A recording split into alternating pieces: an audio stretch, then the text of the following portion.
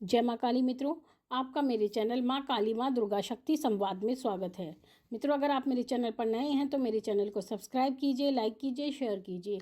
साथ ही notification bell को भी प्रेस कीजिए, जिससे मेरी आने वाली वीडियोस का नोटिफिकेशन आपको तुरंत मिल जाए। मित्रों, आज का जो विषय है वो विषय ये है कि नवरात्र आ रहे हैं। 2 अप्रैल से आप सभी जानते हैं कि नवरात्र प्रारंभ होने वाले हैं। तो ऐसी अवस्था में हमें किस प्रकार पूजा करनी चाहिए, किस प्रकार हमें चौकी लगानी है और क्या क्या सामग्री हमें चाहिए होगी, तो उसी से संबंधित ये वीडियो है। तो आप वीडियो को पूरा सुनिएगा, तभी आपको पूरी बात समझ में आएगी। देखिए, इस बार जो नवरात्र हैं, चैत्र नवरात्र हैं, वो 2 अप्रैल शनिवार से प्रारंभ हो रहे हैं और 10 अप्रैल शनिवार, यानी 9 दिन के पूरे नवरात्र हैं और 9 दिन तक नवरात्रि चलेंगे। 10 अप्रैल को ये समाप्त हो जाएंगे रविवार के दिन। और 2 अप्रैल में आपको घट स्थापना करनी है, चौकी लगानी है। और इस बार की ये विशेषता है कि इस बार कोई भी नवरात्र ना तो घट रहा है ना ही बढ़ रहा है। पूरे 9 के 9 नवरात्र माँ भगवती की कृपा से पूरे होंगे। तो जो घट स्थापना का समय रहेगा इस बार जो वो होगा सुबह 8:04 से 8:29 तक का। केवल 25 मिनट का समय आपके पास है घट स्थापना के लिए, जो कि शुभ मुहूर्त माना जाता है। लेकिन मैं आपको एक बात बता दूं, जो सामान्य जन व्यक्ति हैं, जो मुहूर्त को नहीं जानते, उनके लिए नवरात्र में प्रत्येक क्षण शुभ होता है, क्योंकि माँ भगवती उस समय पर जागृत रूप में रहती है। और नवरात्र में ना तो दिन का फेर मानते हैं ना ही रात का मानते हैं। आप इस समय में कोई भी दिन रात में पूजा कर सकते हैं। दिन रात में आप कुछ भी कर सकते हैं, स्थापना कर सकते हैं, कोई शुभ कार्य कर सकते हैं। तो इस प्रकार से नवरात्रि के दिन बहुत ही शुभ होते हैं, तो उसमें इतना ज़्यादा समय का विचार नहीं किया जाता। अब आपको क्या करना है, नवरात्र जब आपके प्रारंभ होंगे यानी 2 अप्रैल के दिन आपको सुबह नहा धोकर स्वच्छ कपड़े धारण करने हैं। स्त्रियां हैं तो कोशिश ये करें कि लाल रंग के कपड़े पहने, क्योंकि माँ भगवती का रंग होता है और जो लाल रंग पहनते हैं माँ माई उनसे प्रसन्न होती हैं। तो स्त्रियां कोशिश करें कि लाल रंग ही पहने, कन्याएं हैं तो लाल रंग ही पहने। और उसके बाद में आपको नहा धो करके एक पटड़े पर लाल रंग का कपड़ा बिछाना है। लाल रंग का ही होना चाहिए कपड़ा। और उसके बाद में माँ भगवती की फ़ोटो या मूर्ति, और अगर आप माँ काली को भी साथ में लेके चलते हैं, माँ काली की भी पूजा करते हैं, तो माँ की फ़ोटो और मूर्ति को स्थापित करना है और गंगा जल से उनको शुद्ध करना है। गंगा जल से शुद्ध करने के बाद, कपड़े से पोंछने के बाद में आपको उनको बिठाना है चौकी पर।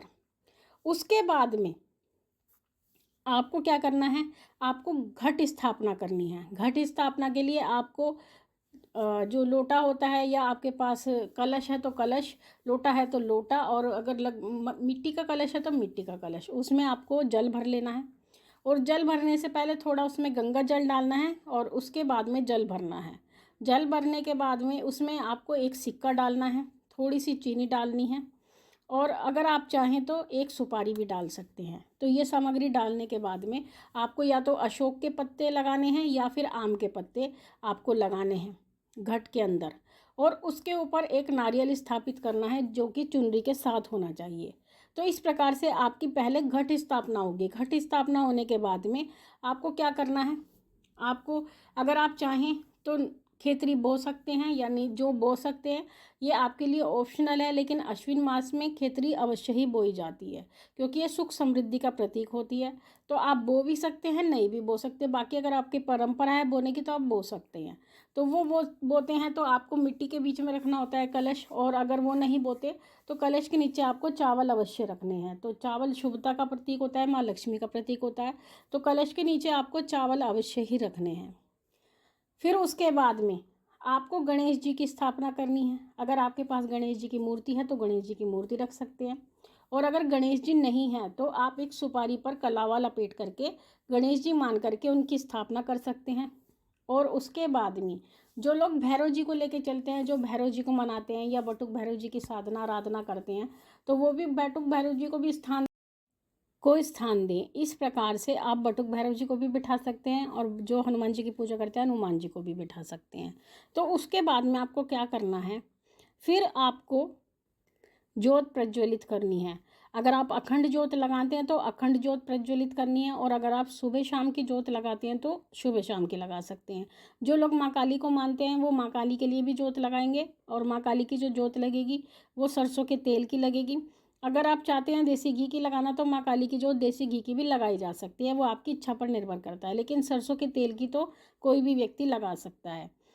और अखंड लगानी है तो अखंड लगाइए, और सुबह शाम की लगानी है माँ काली की तो सुबह शाम की लगाइए। तो इस प्रकार से आपको जोत लगानी है, और दोनों ही जोत में आपको 2-2 लौंग यानी 1-1 लौंग का जोड़ा अवश्य ही डालना है। और जो जोत लगानी है वो आपको कलावे की लगानी है। और जोत लगाने से पहले उसके नीचे आपको चावल का आसन दोनों जोत को देना है। माँ काली की जोत को भी चावल का आसन देना है, और माँ दुर्गा की जोत को भी आपको चावल का आसन देना है। वो सब करने के बाद में आपको क्या करना है, अपनी जोत को प्रज्वलित कर लेना है, क्योंकि सबसे पहले जोत को प्रज्वलित करना चाहिए, उसके बाद ही आपको समान आदि माँ भगवती को अर्पण करना चाहिए। तो आप जोत प्रज्वलित कर लें, माँ भगवती का ध्यान करें। जैसे आप माँ दुर्गा की जोत जलाते हैं तो माँ दुर्गा का ध्यान करें और उनका जयकारा लगाते हुए जोत प्रज्वलित करें। उसके बाद में माँ काली की जोत प्रज्वलित करें और माँ से प्रार्थना करें जोत प्रज्वलित होने के बाद कि हे माँ भगवती, हमने आपके नाम की अखंड जोत लगाई है और आप इनकी रक्षा करना, और ये जो भी हमने कार्य किया है आपके भरोसे ही किया है, तो आप हमारी जोत की रक्षा करना। तो इस प्रकार से जब आप प्रार्थना करते हैं तो माँ ही आपकी जोत की रक्षा करती है, और जैसे ही अगर जोत में कुछ भी परेशानी होती है तो माँ ही आपको याद दिला देती है। आप आकर देखते हैं कि ये मेरा स्वयं का अनुभव है, क्योंकि मेरे साथ भी ऐसा बहुत बार होता है। तो माँ माई आपकी जोत की रक्षा करेगी। फिर उसके बाद में आपको क्या करना है, आपको तिलक करना है। जितने भी देवता आपने अभी तक बिठाए हैं, सबसे पहले आपको गणेश जी की पूजा करनी है, गणेश जी का तिलक करना है, उनको पानी का जल का छींटा लगाना है। फिर उसके बाद में अक्षत डालने हैं गणेश जी के लिए, उसके बाद में पुष्प अर्पित करना है। उसके बाद में अगर आपके पास कोई फल है तो फल गणेश जी को अर्पित करें, तो ये गणेश जी का पूजन हो जाएगा। फिर उसके बाद में आपको माँ दुर्गा की पूजा करनी है, माँ दुर्गा को आपको तिलक करना है। फिर उसके बाद में माँ को चावल चढ़ाने हैं। फिर उसके बाद में माँ को पुष्प चढ़ाना है, और उसके बाद में आपके पास जो फल है, फल अवश्य ही चढ़ाया जाएगा माँ को, तो फल आपको अवश्य ही चढ़ाना है। फल चढ़ाने के बाद अगर आपके पास मिठाई है, किसी भी प्रकार की बर्फ़ी है या लड्डू या कोई भी मिठाई आप चढ़ा सकते हैं, चाहें तो ये ऑप्शनल होता है, कोई जो इनके पास है वो चढ़ा सकते हैं, अन्यथा माँ भगवती फल से ही प्रसन्न हो जाती हैं। इसी प्रकार से माँ को अगर आप श्रृंगार चढ़ाना चाहते हैं, जिन व्यक्तियों की सामर्थ्य है वो माँ को श्रृंगार चढ़ाएं, या तो 5 श्रृंगार भी चढ़ा सकते हैं, 7 भी चढ़ा सकते हैं, 16 भी चढ़ा सकते हैं, वो आपकी सामर्थ्य के ऊपर है। माँ को श्रृंगार चढ़ाएं, माँ को चुनरी अवश्य चढ़ाएं। अगर आपके माँ जो फोटो है या मूर्ति है उस पर चुनरी पहले से है तो चुनरी आपको परिवर्तन करना है, यानी चेंज करनी है, क्योंकि नवरात्रों में ही चुन्नी बदली जाती है। तो आपको चुन्नी माँ भगवती की चेंज करनी है। उसके बाद में नई जो चुनरी है वो माँ को अर्पित करनी है, 16 श्रृंगार माँ को अर्पित करना है। और इस प्रकार से 16 श्रृंगार में आपको ये ध्यान रखना है कि चूड़ियाँ अवश्य होनी चाहिए, और सिंदूर अवश्य होना चाहिए, मेहंदी अवश्य होनी चाहिए। तो ये 2-3 चीज़ ऐसी होती हैं जो माँ को बहुत प्रिय होती हैं। तो इन 2-3 चीज़ों का आप ध्यान रखें। अगर 5 सामान भी आप चढ़ाना चाह रहे हैं तो उसमें चूड़ी, मेहंदी और सिंदूर ये ज़रूर रखना होता है। तो इस प्रकार से आप 5 भी चढ़ा सकते हैं, 7 भी और 16 भी, वो आपकी इच्छा के ऊपर है। इसी प्रकार से आपको माँ काली की पूजा करनी है, माँ को भी तिलक करना है, अक्षत चढ़ाने हैं, पुष्प चढ़ाने हैं, फल माँ भगवती को अर्पण करना है, और माँ को भी चुनरी अवश्य चढ़ानी है। श्रृंगार आप दोनों का एक जगह रख सकते हैं, या चाहें तो आप 5-5 श्रृंगार दोनों के अलग अलग भी रख सकते हैं, वो आपकी इच्छा पर निर्भर करता है। मामाएँ दोनों तरह से ही स्वीकार कर लेती हैं, क्योंकि जिसकी जैसे सामर्थ्य होती है वो उसी प्रकार से पूजा करता है। तो इस प्रकार से ये करने के बाद में आपका पूजन ऑलमोस्ट यहाँ तक कंप्लीट हो जाएगा। उसके बाद में आपको क्या करना है, अब आपकी बारी आती है संकल्प करने की।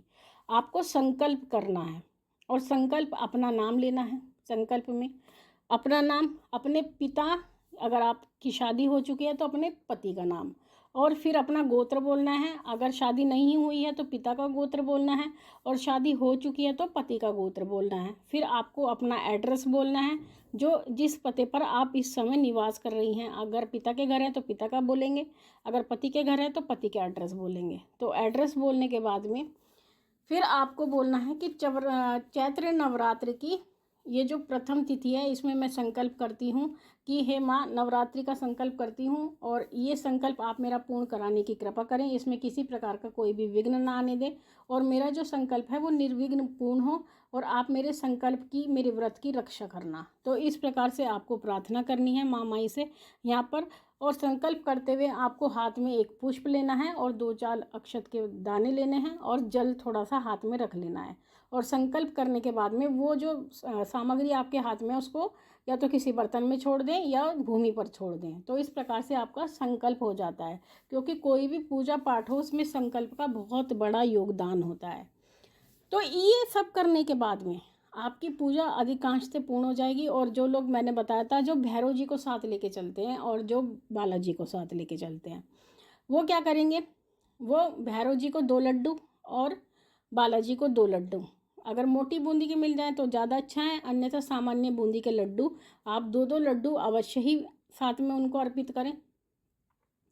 और उसके बाद में जो दक्षिणा देना चाहें तो दक्षिणा भी रख सकते हैं। तो ये उनके लिए करना है।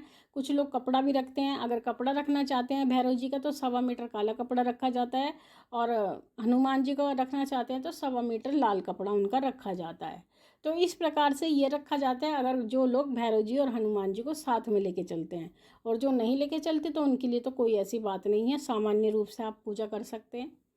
उसके बाद में अब बात आती है कि आपको क्या पूजा पाठ करना है। देखिए, पूजा पाठ से संबंधित वीडियो जो होगी वो अलग से बनाई जाएगी कि आपको किस प्रकार से नवरात्र में किस किस चीज़ का आप पूजा पाठ कर सकती हैं और क्या विधान है। तो उन सब के लिए एक अलग से वीडियो अगली वीडियो में बताया जाएगा। यहाँ पर आपको केवल पूजा जो प्रारंभ होगी प्रथम दिवस की उसके बारे में जानकारी दी जा रही है। इसके बाद में भी अगर आप चाहें तो माँ भगवती को पान भी चढ़ा सकते हैं। हाँ, ये बात तो हम आपको बताना भूल गए कि साथ में आपको पान अवश्य चढ़ाना है। एक पान का पत्ता चढ़ाना है, उसमें आपको लौंग रखनी है, इलायची रखनी है और सुपारी एक रखनी है। ये माँ दुर्गा को अर्पित करनी है। और एक पान का पत्ता, 2 लौंग, 2 इलायची और एक सुपारी, ये माँ काली को अर्पित करनी है। साथ में आप चाहें तो पताशों का भोग भी रख सकते हैं 2 लौंग के साथ में। अब ये बात आती है कि सभी बच्चे प्रश्न करते हैं कि लौंग का हम क्या करें। देखिए, जो भोग में लौंग रखी जाती है उसको आप ग्रहण नहीं कर सकते, पताशे आप ग्रहण कर सकते हैं। लौंग जो रखी जाती है वो उसको संभाल कर रखना होता है। अगर आपके घर में कोई बीमार है तो उनसे उतारा किया जाता है उन लौंग से, क्योंकि वो बहुत शक्तिशाली हो जाती है माँ के भोग के कारण। तो उनका उतारा किया जाता है। तो लौंग आपको संभाल के रखनी है, लौंग का आपको सेवन नहीं करना है। साथ ही अगर आप मीठा पान देना चाहते हैं तो वो माँ को आप मंदिर में जाके अर्पित करें तो वो ज़्यादा उत्तम रहेगा। तो इस प्रकार से आपको नवरात्रि की पूजा प्रारंभ करनी है। अब अगली वीडियो में हम आपको बताएंगे कि आपको किस चीज़ का पाठ करना है और किस प्रकार से आप कोई अनुष्ठान और संकल्प उठा सकते हैं। तो मित्रों, ये थी जानकारी आप सभी के लिए। माँ भगवती से यही प्रार्थना करते हैं कि वो आपके भंडारे भरती रहे, आपकी सभी मनोकामनाओं को पूर्ण करती रहे। आपसे फिर मिलते हैं अपनी अगली वीडियो में। तब तक के लिए जय महाकाली, जय महाकाल।